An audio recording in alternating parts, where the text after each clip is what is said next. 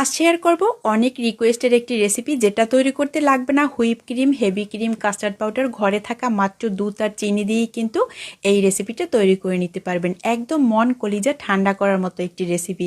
এখন এই মজাদার কলিজা ঠান্ডা করা রেসিপিটা তৈরি করার জন্য একটি প্যানের মধ্যে নিয়ে নেব 3 টেবিল চামচ পরিমাণে এখানে কর্নফ্লাওয়ার। তার সাথে দিয়ে দিতে হবে উঁচু করে 2 টেবিল চামচ পরিমাণে গুঁড়া দুধ, হাফ কাপ পরিমাণে চিনি। চিনিটা আপনারা আপনাদের টেস্ট অনুযায়ী দিয়ে নিতে পারবেন, তবে হাফ লিটার দুধের জন্য এখানে কিন্তু হাফ কাপ পরিমাণে চিনি একদম পারফেক্ট আছে। এখন হাফ লিটার পরিমাণে লিকুইড দুধ দিয়ে সবকিছু একবার একটু নেড়েচেড়ে দিয়ে দিতে হবে। এখন চুলাটা কিন্তু বন্ধ আছে। যখন সবকিছু খুব সুন্দর করে মেশানো হয়ে যাবে ওই পর্যায়ে চুলাটা জ্বালিয়ে দিতে হবে। চুলাটা এখন আমি জ্বালিয়ে দিয়েছি আর অনবরত নাড়তে থাকবো একটি প্যাচুলার দিয়ে প্যানের গা ঘেঁষে ঘেঁষে। এই নাড়াটা যত সুন্দরভাবে করবেন আপনার ক্রিমটা করতেও তত বেশি পারফেক্ট হবে। এইবারে কিন্তু আর প্যানের তলানি ঘেঁষে ঘেঁষে নেড়েচেড়ে দেওয়ার কোনো দরকার নেই।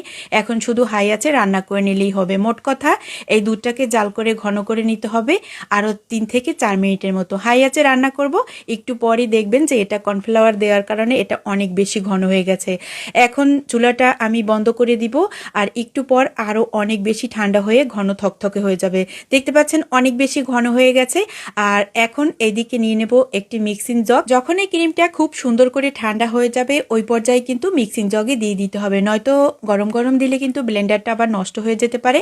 এই পর্যায়ে এসে এখানে দুইবারে আমি দিয়ে দেবো হাফ কাপ পরিমাণে লিকুইড দুধ, আর পাউডার দুধ। আপনারা চাইলে কিন্তু এখানে পাউডার দুধের পরিমাণটা আরও বেশি বাড়িয়ে দিতে পারবেন। এইবারে খুব সুন্দর করে একদম মিহি করে ব্লেন্ড করে নিয়েছি। আর ব্লেন্ড করা যত সময় নিয়ে ব্লেন্ড করবেন এই ক্রিমটা কিন্তু তত বেশি বাবল আসবে আর দেখতেও ভালো লাগবে। এখন দুইটা মোল্টে আমি ঢেলে নিয়েছি আইসক্রিমের মোল্টে। আপনারা চাইলে যে কোনো মোল্টে ঢেলে নিতে পারেন। এখন এই পর্যায়ে এসে দিয়ে দেবো 2 ফোঁটার মতো রেড ফুড কালার। এতে দেখতে অনেক বেশি আকর্ষণীয় লাগবে।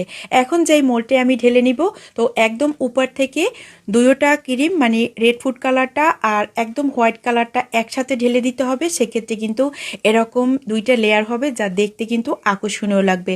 আপনি চাইলে কিন্তু একদম হোয়াইট কালার করেও তৈরি করে নিতে পারবেন, তবে একটু আকর্ষণীয় করার জন্য কিন্তু এইভাবে করে একটু তৈরি করে নিতে পারেন।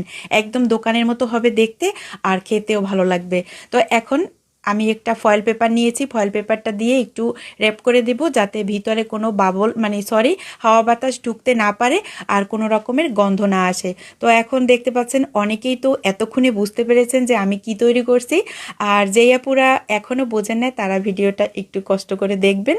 আর বাকি যে ক্রিমটা ছিল এই আইসক্রিমের মোল্ডে আমি ঢেলে নিয়েছি। এটাও কিন্তু হালকা একটু ফয়েল পেপার দিয়ে র্যাপ করে দিব।